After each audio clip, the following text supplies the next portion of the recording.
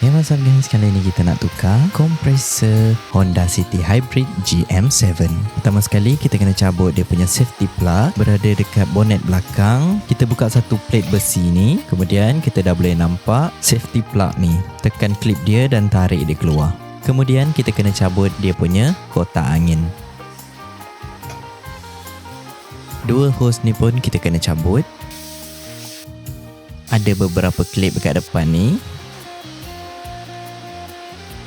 Kemudian kita buka dua skru 10.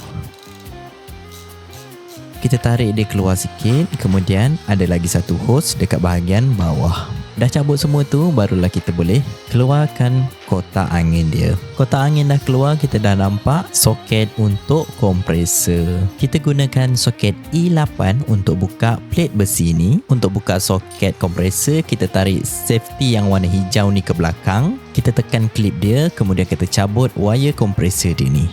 Bracket ni pun kita kena cabut sebab dia pegang wire kompresor. Ada dua skru 10 kita kena buka. Ada satu klip dekat atas ni dan wirenya dah terlepas. Kita buka pipe suction dia. Dan ada satu lagi soket pada kompresor kita perlu cabut. Jack kereta, kita buka trim dekat bawah ni. Kemudian kita cabut pipe discharge. Kita buka satu lagi trim dekat bahagian tayar ni. Ada 4 skru saiz 12 kita kena buka. Dah buka ke 4 skru tu, kita dah boleh keluarkan kompresor dia.